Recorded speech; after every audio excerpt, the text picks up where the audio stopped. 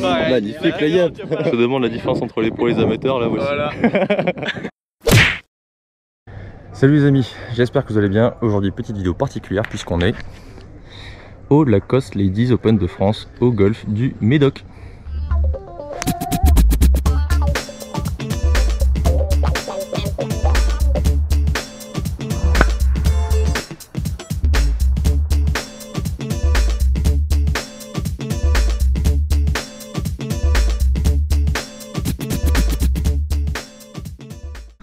Donc là aujourd'hui c'est journée de pro-am, donc il y a des joueuses qui s'entraînent avant leur partie, certaines ne font pas le pro-am, donc vont s'entraîner toute la journée, ou pas, hein. Vont peut-être faire une reconnaissance cet après-midi, avec pas mal de joueuses qui s'entraînent au practice, sur le putting green, il fait beau, elles ont de la chance.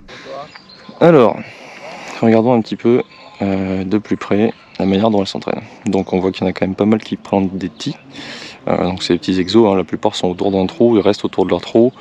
Elles sont tellement nombreuses qu'il faut savoir gérer l'espace, donc c'est pas complètement anarchique, c'est plutôt très organisé. On en voit une juste là qui vient de poter la gauchère avec un outil, PEDA, pour pouvoir gérer son chemin de club et sa sortie de balle, avec des petits tis qui empêchent la balle de partir si jamais elle la pote pas bien. Là on a 4 tis plantés autour du trou, donc là je pense que c'est simplement pour s'entraîner sur les petits putts avec des pentes différentes, donc de la finesse. On a une ficelle là-bas aussi, et pour s'aligner au niveau des yeux, au-dessus de la balle. Donc voilà, pas mal d'outils PEDA. Pas mal d'exercices, là-bas avec des baguettes, pas mal de tis. Et chacune bosse certainement un truc différent, mais toujours dans l'optique de rentrer des potes, évidemment. Ça révise les basiques, hein, clairement. Donc là nous sommes au practice, il n'y a pas énormément de place de libre. On a des joueuses qui wedge, des joueuses qui drive, des joueuses qui tapent des coups de fer. Il y a un petit trackman là-bas, ici, d'une joueuse avec certainement son coach ou son caddie, je pense son caddie. Donc c'est pas comme le PGA Tour, il n'y a pas des trackmen partout, mais il y en a. Alors, les frappes de balle, je les regarde depuis tout à l'heure, c'est quand même très puissant. Au fil des ans, ça a quand même gagné en puissance, clairement, comme chez les hommes. Et c'est plutôt très propre, très très propre. Bon, là je dis ça, il y a un gros quick hook, mais elles sont humaines. On va regarder un petit peu le swing de loin. C'est propre, c'est clean. Là ça joue en fade assez puissant. Pas mal de spin. Comme chez les hommes, il y a beaucoup de types de frappes de balles, de trajectoires différentes. Il y a des joueuses qui fade, des joueuses qui draw, qui tapent haut, sans spin, avec du spin. Voilà, depuis tout à l'heure, la joueuse juste ici, je ne sais pas qui c'est, en blanc, nous met des pétrons au drive, avec des bébés cuts. Il y a de tout. Mais tout est très bon. Bon, encore un scud en fade, énorme. Il y a quand même très peu de déchets. Très peu de déchets. Alors, si je dis pas de conneries, normalement ici, c'est les joueuses amateurs des équipes de France. Ah oui, avec les sacs ça trompe pas. Trop marrant, elles ont tapé en même temps. Mais du coup c'est sympa qu'elles soient invitées sur ce tournoi pour pouvoir directement se mettre dans le grand bain en prévision d'une future carrière pro. Sachant que la coach, je viens de la voir se retourner, c'est Gladys Nocera qui est en train de lui montrer un petit peu le release. C'est le plus gros palmarès français sur le circuit européen.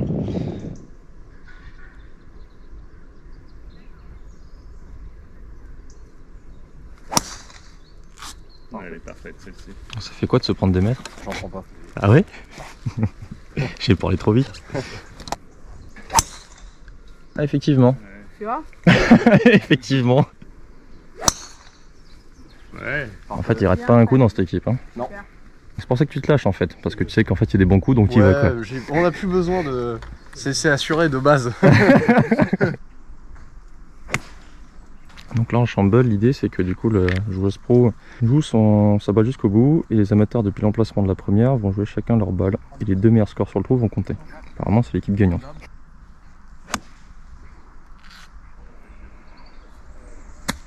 Ah, c'est propre.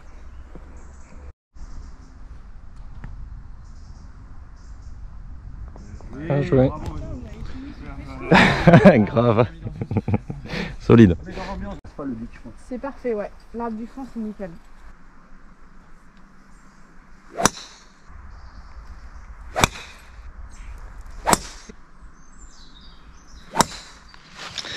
Bon les amis, c'était très sympa de suivre cette petite partie de programme avec Johanna Claten. Pour le coup, j'ai pas trop osé les déranger plus que ça parce que forcément ils sont dans leur partie, etc. Le but du programme c'est quand même que le pro partage un moment avec ses amateurs et pas avec des couillons qui viennent filmer pour leur chaîne YouTube. Mais ce que j'ai trouvé très intéressant, c'est que en fait, moi la manière dont je vois les programmes, c'est d'essayer d'être là quand même pour les amateurs qui sont venus pour voir un pro jouer. Et aussi un pro qui peut peut-être les aider sur des techniques, des alignements, une manière de jouer, etc. C'est se servir de ce qu'on voit et de l'expérience du pro pour progresser. Et la plupart des pros jouent le jeu, pas forcément tous. Quand il y a la barrière de la langue, c'est un peu plus complexe. Chacun est différent, donc il y a des pros qui vont faire un peu plus leur reco que d'autres qui vont être aux petits soins. Johanna, ce qui est intéressant, c'est qu'elle avait le stress sur le putt à 1m50, elle l'a dit. Elle a pris tout son temps, sa routine et tout, donc elle joue vraiment le programme pour que ses amateurs, et même elle, puissent gagner le programme. Donc c'est intéressant puisque je trouve que c'est une belle manière de faire. Les amateurs en prennent plein les yeux, elle joue vraiment le jeu à fond. Et du coup, chapeau. C'est comme ça que je vois les choses aussi. Alors, et aussi, on m'avait parlé de sa frappe de balle, et effectivement, elle tape sacrément fort. Alors, si vous posez la question comment elles font pour arriver à ce niveau-là, je vous ferai remarquer l'autre demoiselle qui va taper ici avec son driver, en rose. Ça fait plus d'1 heure qu'elle est au practice. Quand je suis arrivé tout à l'heure, elle y était. Je suis revenu 1h10 après, c'est-à-dire maintenant, elle y est toujours. Toujours avec le même exo, les mêmes drills. Cette fois-ci, c'est avec le driver. On n'a pas de résultat sans entraînement. Donc là, au practice, on a plusieurs manières de s'entraîner. On a une joueuse là-bas qui va taper son drive juste ici, qui est juste simplement avec un stick d'alignement. Petit fade sans spin. On a une joueuse juste ici qui a mis 2 sticks juste devant elle, simplement pour s'entraîner aux sorties de balle. Il y a aussi un stick pour son alignement. S'entraîner aux sorties de balle est certainement pour travailler les effets. Et on a une joueuse juste ici, en vert, qui a des sticks d'alignement pour le placement de sa balle, pour son alignement. Et juste avant, elle swingait avec un espèce de ballon qu'elle mettait entre les avant-bras pour lui permettre de swinguer plus avec le corps et avoir certainement moins de variations d'orientation de phase de club. Donc un swing un peu plus physique. Là, elle l'a enlevé, donc forcément elle se libère. Vous n'avez pas vu juste avant, mais elle faisait des balles un peu bloquées à droite. Là, pour le coup, en libérant un petit peu les avant-bras, la face se referme. Mais du coup, le corps continue de tourner et ça fait des pure shots. Juste là, vous avez encore Alain Alberti avec Pauline Roussin-Bouchard qui essaye de se trouver depuis tout à l'heure quand même. Elle fait pas mal de petites grattes. Elle a mis un peu plus de corps, mais du coup ça s'échappait un peu à droite. Donc elle trouve pas forcément sa coordination. Je sais pas de quoi il discute avec le coach. Mais simplement ils essayent de trouver les bons ajustements. En tout cas, ce qui est intéressant à voir, c'est que malgré ses coups ratés, elle garde le sourire. Je suis content de voir que je suis pas le seul à mettre mes clubs de manière complètement anarchique près du sac. Pour certaines c'est parfaitement rangé, pour d'autres ça reste en dehors du sac une fois que c'est tapé. Pause pipi sur les vignes, sur le parcours des vignes, et qu'est-ce que je vois? Un petit pied de tomate derrière le green du 18. Avec des magnifiques tomates tout à fait comestibles. Un peu vertes, cela dit. Alors on se retrouve au putting green avec, vous la reconnaissez certainement, Céline Boutier, qui vient de gagner la Solheim Cup aux États-Unis avec la Team Europe, la meilleure représentante française depuis quelques années maintenant, qui est en train de travailler son putting et son dosage sur des putts de 3 à 7 mètres. Petite ficelle. Sa carrière qui est de plus en plus étoffée au fil des ans. Elle a presque déjà gagné des majeurs.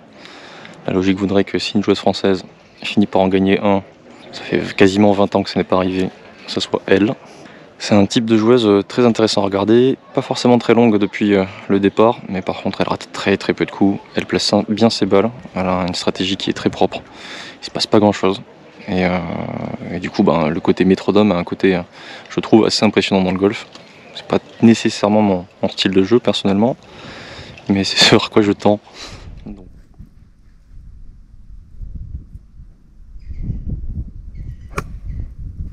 Magnifique. Good break.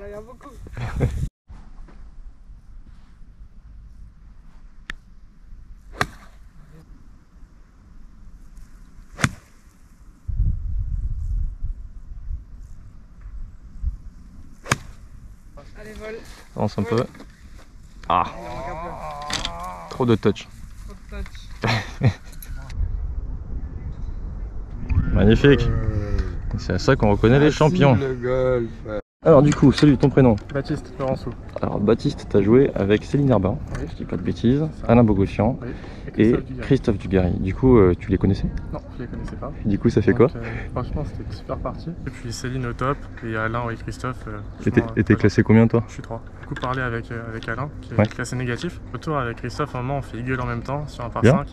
Donc c'était sympa quand même. Et du coup, Céline a bien joué, tu penses qu'elle est en forme pour le tournoi Ouais, ou... franchement, c'était super propre. À la fin, un peu dur, mais on était tous un petit peu dans un petit coup de mou. Ouais. Je pense qu'on avait tous un peu faim. C'était en fin de partie, un peu soif. Mais sinon, ouais, t'es prêt des drapeaux, plein de potes qui Ok. sont passés près. Et celui-là qui rentre? Ouais. Sur le mauvais drive. Ouais, c'est ça. Le départ n'empêche pas le birdie. Je te remercie. Merci beaucoup. Alors la partie de pro-am de Céline Herbin est terminée, elle a bien joué, j'ai rencontré ses parents qui sont très gentils.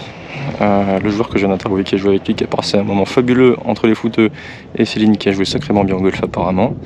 Et là on a une partie juste derrière de Pia Babnik, qui a à peine 16 ou 17 ans, qui est une joueuse slovène, un des futurs grands espoirs du golf mondial, puisqu'elle est déjà très bien classée au classement européen et même mondial. Elle participe au majeur à même pas 18 ans.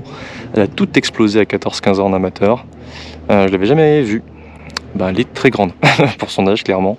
Elle n'est même pas encore majeure. Apparemment elle claque déjà des -6 à Tir-Larigot. Donc une joueuse certainement d'ici quelques années qui fera parler d'elle au niveau international. Et même peut-être dès cette semaine. On sait jamais. Qui a l'air d'être cadée par son père, vu la taille du caddie. Numéro 10 bis, avec la professionnelle Annelise Kodal. Une équipe Lacoste, Peyo Thomasena, Delphine Brudieu et Benjamin Mom.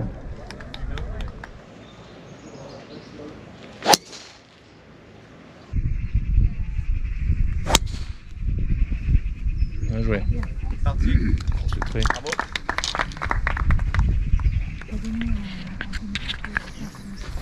Elle a swingé et il s'est rien passé. Alors, on a ici un fabuleux phénomène. Voilà, la classe. Stéphane Messonnier qui va cader sa sœur Anaïs que vous allez voir juste après. Fabuleux jongleur. Il va pas être content mais il m'a dit je suis pas chaud. Je suis pas chaud. Chaud, je t'en fais une belle. C'est déjà pas mal là mon gars. Je faisais ça en amorti. On amortit là? Ah ouais, Ouais. d'accord. Ah là c'est chaud. J'essaierai, je m'échaufferai pour toi, pas si. Merci Stéphane. Alors, du coup, ça elle m'a presque tué pour commencer. Du coup, Anaïs Messonnier, joueuse du Ladies European Tour, avec son frère qui va la cadailler. Frangin de talent, supporter de Marseille juste ici. Ça fait quoi Léo Messi? Ça fait quoi Léo Messi au Ça fait mal au PSG? cul de voir que son joueur préféré il part au PSG dans le club ennemi.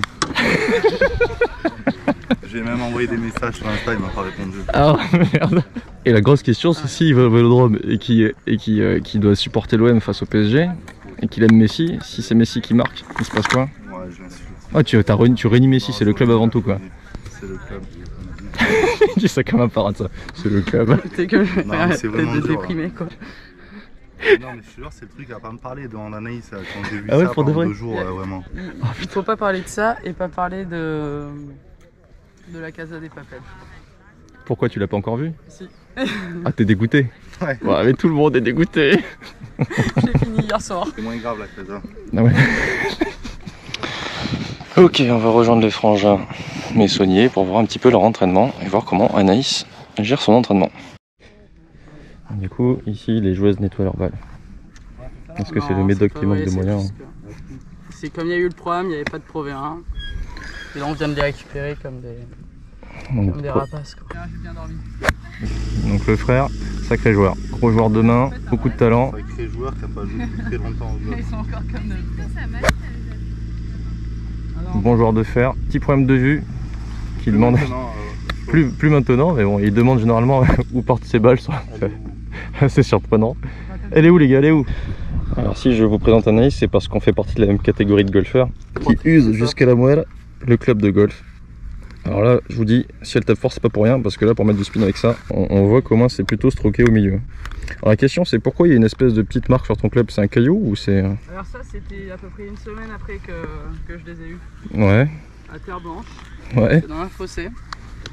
Il y avait un rocher qui était pas très loin devant ma balle. Et bon, j'ai un peu pleuré en tapant le shot. Et genre, t'avais vu le rocher? Ouais, je l'avais vu, je le savais, mais le coup était vraiment jouable donc...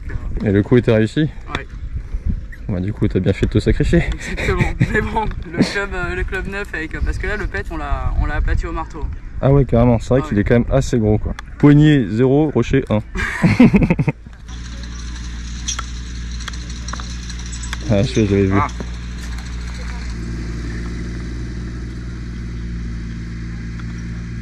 Tu perds pas tout non plus, ça va. Oh, ça c'est chaud. Tu sais que tu pourrais faire ça dans la rue? Bien.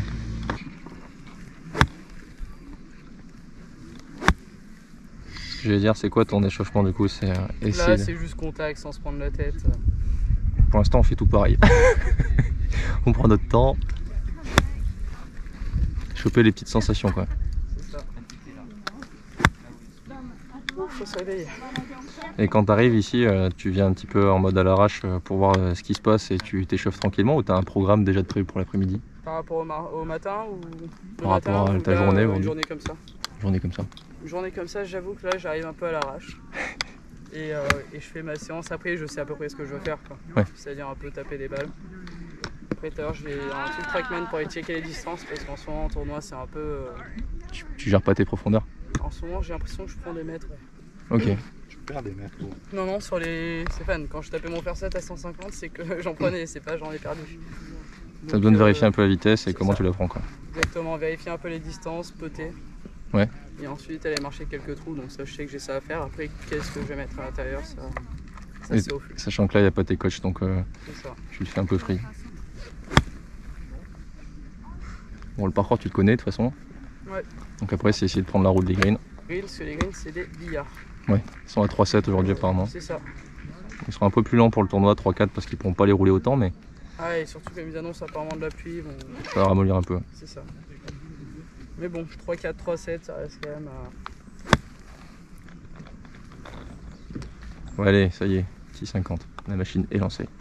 Je dis ça derrière, là je vais faire une énorme gratte. On va voir si elle tient mentalement après l'avoir dit. C'est bon, elle a tenu. Donc t'as des routines de tournoi qui sont quasiment tout le temps les mêmes ou alors c'est en fonction de si tu connais le parcours ou pas? En tournoi, c'est à peu près tout le temps la même chose. Ouais. C'est une reco. Hier, ça a été moins parce que j'étais très fatigué. Ok. Donc c'est une reco, 18 trous, parfois 9 si on peut le lendemain. Là, on peut pas parce qu'il y a le programme.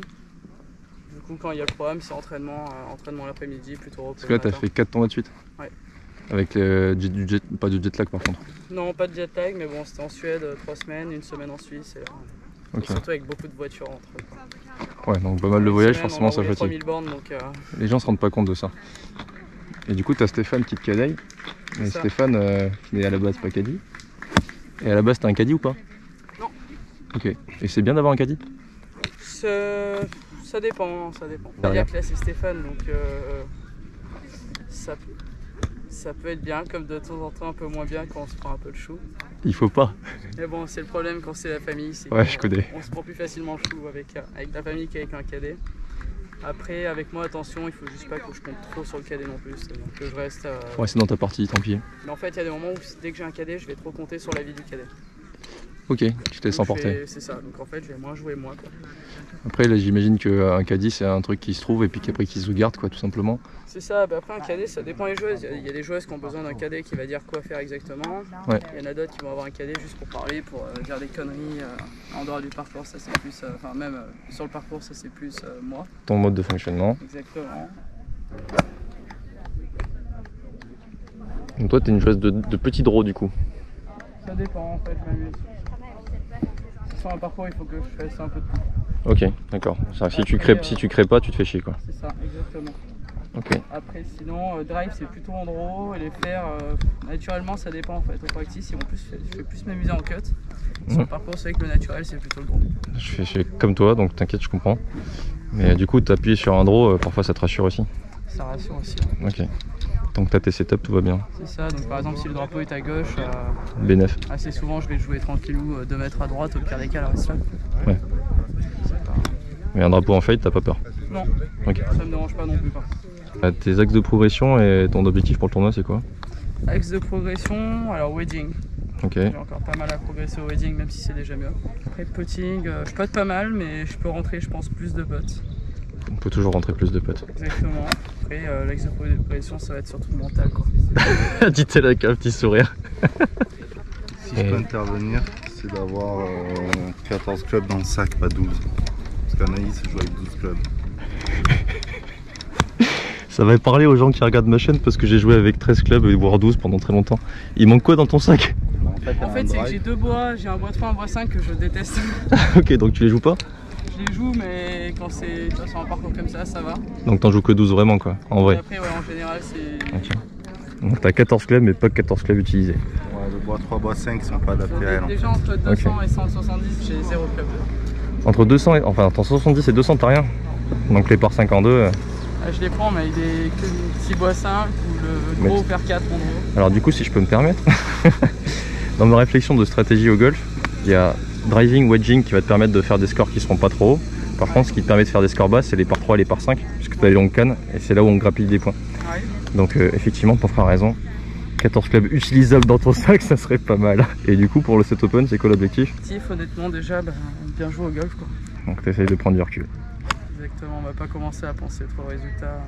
Pour quelqu'un qui a un problème de mental. Tout golfeur qui a un joueur à tournoi, de toute façon, c'est gagné quoi. Donc ouais. après, c'est. Sauf que c'est toi qui te gères, tu gères pas les autres. Exactement, donc ça va être faire mon meilleur golf possible et on verra bien quoi. Bon, avec des coups comme ça, il va rien se passer. Donc driver, point fort. Parce qu'Anaïs, c'est une joueuse qui tape très fort quand même. Beaucoup de fairway. Beaucoup de fairway en tapant fort, c'est un gros avantage quand même. Fairway, ouais. J'ai calé, là tu sais, tu notes les stats sur l'Open Tour. Ouais. En Suisse, ça a pris 13, 12. Oh, il se passe rien quoi. 14 à Rocco. Et au carry, ça fait combien? 230, 230. Le dernier tournoi, c'était en yards, elle était à 265 yards. Ça fait 243 mètres. Ça doit être une balle qui pitch à 230 et qui roule une dizaine de mètres. Ouais, donc par rapport aux autres joueuses, c'est 20 mètres devant quoi. 15-20 mètres. Tape beaucoup plus fort en tournoi, Anaïs, qu'en reco et en entraînement. C'est pour ça qu'il faut faire attention, même pour le caddie. Sur certains shots en tournoi, elle gagne bien une canne par rapport à des parties de reconnaissance. Ok, et maintenant que tu le sais, après tu fais attention aux obstacles quoi. Ouais. Je vais pas lui donner la même canne sur une même distance entre la reco et le tournoi. Ok. Avec l'adrénaline. Merci Steph. Merci Bonne chance pour le tournoi. Merci Anaïs. Bon les amis, j'espère que cette petite intermède avec la joueuse que je vous ai présentée, Anaïs Messionnais, voilà, vous a plu et que vous avez apprécié apprendre à connaître cette joueuse que je trouve très attachante, qui a un fabuleux swing, qui joue très bien au golf et qui j'espère aura un bon résultat cette semaine et même les années à venir dans sa carrière professionnelle, avec son frère qui joue aussi sacrément bien au golf quoi. Donc un frère et une soeur qui jouent au golf, c'est assez rare et à ce niveau-là encore plus rare. Donc très intéressant d'avoir parlé un petit peu avec elle. Je me reconnais un petit peu dans sa manière de fonctionner puisque tout n'est pas complètement cadré. Mais après discussion, ce qu'elle m'a expliqué, c'est qu'en fait avec son prépa mental, en gros, elle essayait justement d'assumer ce côté un peu original et différent qui sort un peu du cadre et du moule, ce qui lui permet en fait de s'assumer complètement et de pouvoir être en confiance lorsqu'elle est en tournoi, dans le cadre dans lequel elle se situe. Ce qui est très difficile au golf à haut niveau, voilà, c'est qu'on regarde les filles, tout le monde s'observe, c'est vraiment un microcosme assez particulier, le monde professionnel, et se sentir à l'aise dans ce monde, soit on essaie de se conformer, soit on reste qui on est, sachant que si on n'est pas quelqu'un d'extrêmement sérieux, qui convient, on va dire, parfaitement au jeu professionnel, bah du coup, savoir à quel moment il faut mettre un cadre et quand est-ce qu'il faut vraiment rester soi-même pour s'assumer. Donc c'est un travail qu'elle fait sur elle-même, plus que sur le parcours, et c'est cet aspect mental dont elle m'a parlé. Donc c'est très intéressant de voir son évolution, puisque je la connais depuis un paquet de temps maintenant, depuis qu'elle était toute petite. Et du coup j'espère que ça va continuer bien dans sa carrière pro, puisque là petit à petit, lentement mais sûrement, elle fait son petit bonhomme de chemin et elle s'installe sur le circuit. Donc elle fait pas partie des joueuses les plus connues, mais elle gagne à être connue, je pense.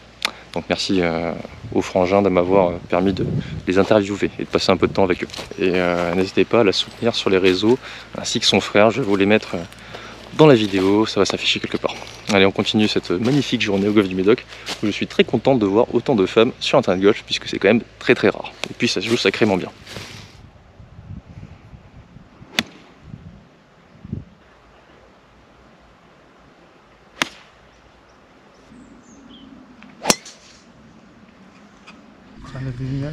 Non, t'en fais pas. Du coup, est-ce que tu peux nous dire qui tu es?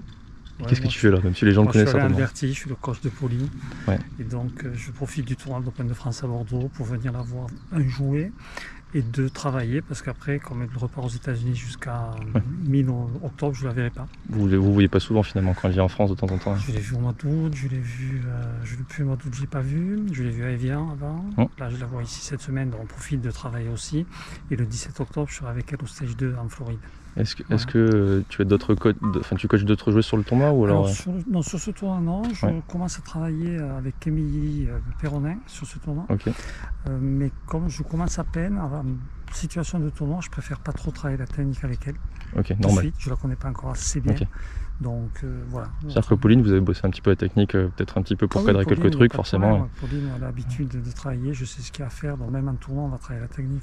Et là, Dupont, est-ce qu'elle est en forme du coup? Ça va. Bon, la situation de prendre est toujours difficile. Hein.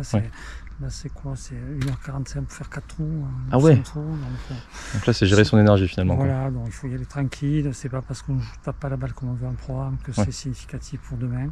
Là, c'est plus à la limite prendre la vitesse des grilles. Valider les lignes de jeu pour demain éventuellement, mais il ne faut pas être trop attentif à la façon de taper la balle. J'ai vu que tu prenais quelques vidéos quand même, ça te permet d'avoir une petite... Ça me permet de prendre une vidéo. Checker sur un ou deux coups précis. Éventuellement, si la balle ne vole pas bien, ça me permet de voir pourquoi, mais il n'y a rien de bien fou. Donc en gros en ce moment là c'est juste de la détente, essayer de gérer son énergie. Non, parce qu'elle fait son job de professionnel, elle reconnaît le parcours. Elle fait des réglages de vitesse de putt, et puis il y a quand même des amateurs qui sont faire le job, quoi. Invités par le sponsor, donc il faut faire le job. Quoi. Ouais, elle fait les choses bien en tout cas, j'ai l'impression. Elle garde le sourire, c'est le principal. Ouais, exactement. Du coup, merci, bon tournoi, merci. Et peut-être qu'on se recroisera en dernière partie, j'espère. D'accord, merci. Allez, petit entretien avec le coach de celle qui fait parler d'elle en ce moment en France dans le milieu du golf féminin, Pauline Roussin-Bouchard, et du golf tout court d'ailleurs. Alain Berty, coach très connu, très accessible. On a discuté un petit peu de son point de vue du jeu de Pauline en ce moment, ce qu'il essaie de pousser un petit peu en ce moment. Et si j'ai bien compris, du coup, elle reste quand même sur une trajectoire endro sur les mises en jeu. Elle tape assez fort, donc vu qu'elle fait partie des joueuses puissantes sur un parcours avec des fairways larges comme ça peut aider puisqu'elle va se laisser des cannes un peu plus courtes. Par contre, son jeu de fer qui est censé être un peu plus neutre, là elle essaie de capter les petits détails qui font la différence parce que pour l'instant ses balles s'échappent dans certains cas de figure, un petit peu à droite à gauche, elle rate quelques coups mais c'est pas la prise de tête en tout cas pour le programme, c'est des très longs 6 heures de jeu, donc l'idée c'est vraiment de garder son énergie pendant le programme et d'essayer de faire le taf avec les amateurs qui sont là pour jouer avec la prouette. Et puis voilà, après à ce moment apparemment elle est en forme, mais de toute façon c'est pas qu'apparemment, si vous suivez un petit peu le golf féminin vous savez qu'elle est en forme. Donc on va voir ce que ça donne sur le tournoi, mais ça me paraît quand même très solide, il se passe pas grand chose dans son jeu. C'est plutôt c'est un peu andro quand même, mais du coup moi ça permet de rater toujours des mêmes côtés, donc de savoir sur quoi s'appuyer. Je connais puisque je joue un peu comme ça, et ensuite son jeu de fer doit être un peu plus neutre pour éviter les rebonds puisque les greens sont quand même assez spinants, donc dès que les balles prennent les buts elles s'échappent à 6-7 mètres assez rapidement ici au Médoc, donc il faut jouer les zones, il faut les jouer avec quand même pas mal de réflexion pour avoir une chance de se mettre près des mâts. Donc là ça lui permet de faire une reconnaissance en plus, de mieux comprendre quels endroits il faut jouer pour affiner sa stratégie pour le tournoi puisqu'elle ne connaît pas le parcours. C'est simplement la deuxième fois qu'elle le joue. Donc son coach connaissant le parcours, voilà, ligne de jeu, zone, quelques détails techniques, des petites vidéos au cas où, si jamais ils ont besoin de discuter sur un coup en particulier qui l'a marqué pendant la partie de programme. Puis en fait là c'est clairement aujourd'hui gérer son énergie pour arriver au mieux demain, c'est pas aujourd'hui que le taf, et pas maintenant en tout cas que le taf doit être fait. Pauline, je trouve qu'elle est rayonnante sur un parcours de golf, je la connais pas personnellement, je l'ai juste du coup vue pour la première fois, ou en tout cas une des premières fois aujourd'hui, puisque c'est pas la même génération que moi, mais le premier truc qui ressort c'est ça, c'est toujours le smile, toujours la pêche en fait, quels que soient les coups, une certaine exigence évidemment nécessaire au haut niveau, mais quoi qu'il arrive, égale à elle-même, toujours souriante, quels que soient ses coups de golf, quel que soit ce qui se passe. Donc vraiment voilà, les gens l'apprécient beaucoup autour d'elle, ça attire du monde parce qu'elle joue bien, mais aussi parce que sa personnalité est très sympathique tout simplement. Donc je souhaite le meilleur à Pauline, et puis merci de nouveau à Alain de m'avoir accordé ce petit temps. Pause de nature avec des poules faisanes, les fameuses poules faisanes du Médoc. Vous les entendez, je sais pas si vous les voyez. Ah bah moi je joue plus à droite, mais toi à mon avis tu peux y aller... La vue drapeau, c'est la là, personne à droite, hein. Ok, Ouais. pas parfait.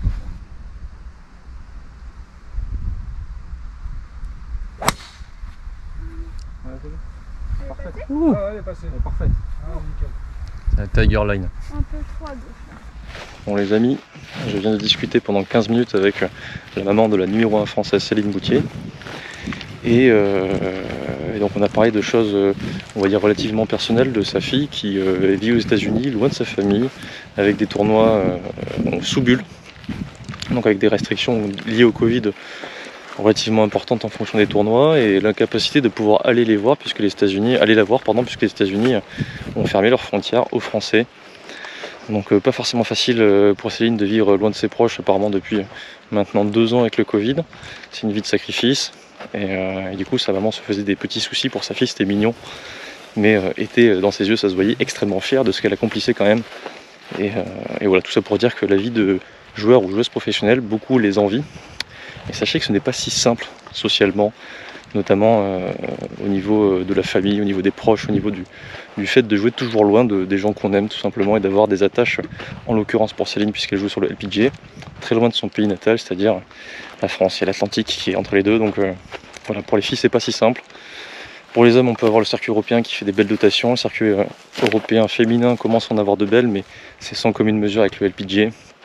Donc voilà, Céline a 28 ans, la question dans une vie de golfeur pro, c'est joueuse ou joueur d'ailleurs, hein, c'est jusqu'à quel point on peut faire des sacrifices. C'était un petit peu la problématique que m'exposait sa maman, très gentiment. Et du coup, voilà, très bon résultat de Céline, mais un petit peu esselé aux États-Unis malheureusement, puisqu'elles ne sont que 2 ou 3 Françaises à jouer là-bas, contrairement au circuit européen où du coup c'est forcément beaucoup plus convivial puisqu'elles se connaissent, elles prennent des appartements ensemble, etc. Voilà, Céline malheureusement, à cause de son niveau de jeu, si on peut dire ça, est un peu plus seule, mais bon, c'est la rançon du succès chez les prouettes, malheureusement. Alors on est sur le fairway du 14, donc un par 5. Ce qui est intéressant, c'est de voir que tous les 10 yards, il y a dans le rough des petites marques, même tous les 5, pour tout simplement connaître la distance du drive qu'on a fait, et ensuite ils vont demander en fait au caddie ou aux joueuses de noter tout ça pour rentrer dans les statistiques en fait du circuit, et ainsi avoir les statistiques à la fin de l'année ou même sur le tournoi de sa distance au drive. Donc c'est pas tous les trous où c'est demandé, là c'est un par 5, donc logiquement ils estiment que les joueuses vont taper le drive. Et donc logiquement vont devoir marquer leur distance. En l'occurrence il y a une balle de la joueuse qui était à 265 yards. Et là on a un magnifique nuage, donc arrêt de jeu pour le programme qui va durer du coup 7 heures s'ils reprennent, plutôt que 6. Et encore de la fatigue à gérer pour les joueuses. Donc là voilà, ça monte noir, donc il faut vraiment les protéger, les joueurs sur le parcours, donc ils rappellent à l'ordre même si la foudre tombe très loin et qu'en théorie elle ne devrait pas passer ici. Par précaution ils arrêtent, c'est toujours comme ça lors des tournois de golf professionnels. Allez, donc fin un peu prématurée de cette première journée, j'ai pas eu le temps de faire tout ce que je voulais. J'ai déjà fait pas mal, hein, donc si jamais ça vous a plu, dites-le moi en commentaire, réagissez un petit peu à ce que je vous ai montré. N'hésitez pas à suivre les joueuses que je vous ai fait découvrir, peut-être si vous ne les connaissiez pas. Et puis on leur souhaite bonne chance évidemment. Comme d'hab, on like, on partage, on commente, on s'abonne, etc., etc. Allez, à plus les amis, et promis je vous montre du jeu les prochains jours en condition. Ciao. Bon les amis, on est jeudi, leader actuellement Anaïs Messonnier. J'espère qu'elle va bien finir, elle est -4 après 15 trous. Les scores sont pas ultra bons, donc le parcours se défend bien. J'espère qu'elle va bien jouer, peut-être rajouter un petit birdie, pourquoi pas. Anaïs vient de terminer, là, je viens de regarder à l'instant, et du coup sur le leaderboard en direct, elle est leader toute seule parce qu'elle a fait birdie je pense sur le dernier trou, certainement, peut-être un trou avant, je ne sais pas, mais en tout cas ce qui est sûr c'est qu'elle termine à -5. Donc -5,66 sur ce premier tour pour Anaïs, c'est un parcours qui lui convient, c'est ce qu'on a dit hier, mais de là à jouer aussi bien et être leader dès le premier jour, même si les journées n'est pas encore terminées, toutes les joueuses de l'après-midi ne se sont pas élancées, bah, quoi qu'il arrive, ça reste une super belle performance pour Anaïs pour ce premier tour malgré la fatigue. Donc félicitations Anaïs, et de nouveau à tout de suite. Belle journée à cet Open de France avec le leaderboard en direct et en mode écran, et on va aller voir le vrai leaderboard à l'ancienne avec des petites cases qui s'insèrent de différentes couleurs, rouge pour les birdies, noir pour les bogeys, orange fluo pour les eagles, avec, vous allez le voir, je vais vous expliquer comment ça fonctionne. On a des départs du 1 et du 10, il y a le nom des 3 joueuses par partie avec leur score en face, juste à côté, en cumulé, et leur score trou par trou. Donc si on cherche les parties du 10, Anaïs, elle est juste en numéro 11, Elle fait... Ah non, elle fait même pas birdie sur le dernier trou, elle fait birdie sur le par 3. Donc elle aurait pu, si ça se trouve, faire mieux. Très propre. Alors ce qui est intéressant, c'est que si on regarde de plus près les scores, on se rend compte que c'est pas un parcours qui donne énormément de birdies, ni d'eagle, mais pas non plus énormément de catastrophes. Il y a pas mal de parts, surtout sur les cartes de score. Les bogeys peuvent arriver vite, les doubles de temps en temps, mais surtout des bogeys, quelques birdies. C'est des cartes plutôt clean, dû à la stratégie qu'il faut adopter sur ce terrain. C'est un parcours large avec des greens qui sont grands. Donc faire des birdies c'est compliqué, mais faire des bogeys il faut vraiment rater des coups. Donc avec un petit jeu comme elles ont, forcément, ça fait des cartes plutôt propres. Voilà, beaucoup de parts. Donc là on arrive près du green du 18 où certaines joueuses doivent certainement terminer leur partie. Vous avez aussi sur le parcours des petits leaderboards comme là-bas où il y a marqué les scores pour à la fois les gens qui suivent les parties sur le parcours mais aussi les joueuses, notamment lorsqu'il y a un cut, pour leur montrer à peu près qu'est-ce qu'elles doivent faire sur le terrain, s'il faut faire des birdies ou pas pour passer un éventuel cut. Voilà. Donc aujourd'hui ça y est pas encore, à partir de ce soir ou demain il y aura marqué Projected Cut pour savoir exactement où on en est. On est avec la lead Anaïs. Anaïs, vas-y, raconte-nous ta journée. Bah, une super bonne partie, il n'y a pas eu d'erreur. 16 greens en régulation. Il y a eu une énorme gratte dans la partie, mais ça c'était mignon, j'ai trouvé. Et ça a réussi à faire le par quand même? Non, le bogey. Mais okay. Bon, seul bogey de la partie du coup. Après, un autre super tip, justement, un super lob shot où j'ai sauvé un par sur le deuxième green loupé. Ouais. Après, j'ai été relativement proche des drapeaux tout au long de la partie, donc quelques putts qui sont tombés, c'est cool. Donc quand on fait -5, généralement ça se passe bien. Exactement. Ça se passe pas grand chose en général. Ton frère m'a parlé de ton lob shot justement, il m'a dit qu'il flippait un peu pour toi parce que visiblement tu avais fait vraiment une grosse vitesse de swing pour un tout petit coup. Il flippait un peu parce qu'en fait elle était vraiment mal laillée la balle et du coup j'avais quand même peur qu'elle reste dans les chaussettes quoi. Ouais. Donc j'ai regardé et je lui ai dit bon celui-là il faut l'accélérer quoi quand même. Et ouais, quoi il m'a dit oui mais c'était un oui en fait il était comme ça derrière. Il avait bien les chocottes quoi, donc quand je l'ai fait et que j'ai réussi il m'a fait putain tu m'as fait peur sur ce chip. Il a été filmé non en plus? Ouais il a été filmé en plus. Peut-être qu'il va sortir, ça peut être autre shot of the day. Exactement. Et du coup tu as eu une petite interview en anglais, alors c'est en français les plus tranquille, ça s'est passé comment? En anglais c'était compliqué quoi. Ouais. Alors déjà il fallait réussir à comprendre les questions, parce qu'il a un accent type, il a un accent assez fantastique donc non c'était assez marrant. Et du coup la rançon de la gloire tu le vis bien? Ouais ça va, je le vis très bien. Et tu penses quoi du coup pour demain et tout, c'est quoi ton objectif? Pour demain on va continuer dans le même truc, hein, jouer son jeu et on verra ce que ça donne à la fin de la partie. Tu essaies de gérer ton énergie ça? Exactement, tu te sens bien? c'est ça, non j'essaie de gérer l'énergie et surtout mentalement faire le taf que me demande le préparateur mental. On a parlé hier, tu peux en parler un peu plus du coup? Donc c'est-à-dire en fait essayer d'avoir le moins d'émotions possible d'une certaine manière et rester relax quoi, un peu en mode j'en ai rien à foutre quoi. Comme toi en fait. Manière. Exactement. Voilà, donc tu restes quand même demain et du coup ça devrait bien se passer. Exactement. Bonne chance Anaïs. Merci. Merci. Alors que je vous explique, les gens n'ont pas le droit de passer ces petites barrières. Ici il y a une espèce de petite tente où les joueuses récupèrent leurs cartes de score, des crayons si elles en ont besoin, les règles locales avec un arbitre qui est là pour leur expliquer ce qui va se passer. Parce qu'en fonction des journées et des conditions météorologiques, parfois les règles changent. Et les caddies récupèrent leur chasuble avec leur nom avant de démarrer directement juste après. First round, match number 25. On le tee, Isabella Dellert, Sweden.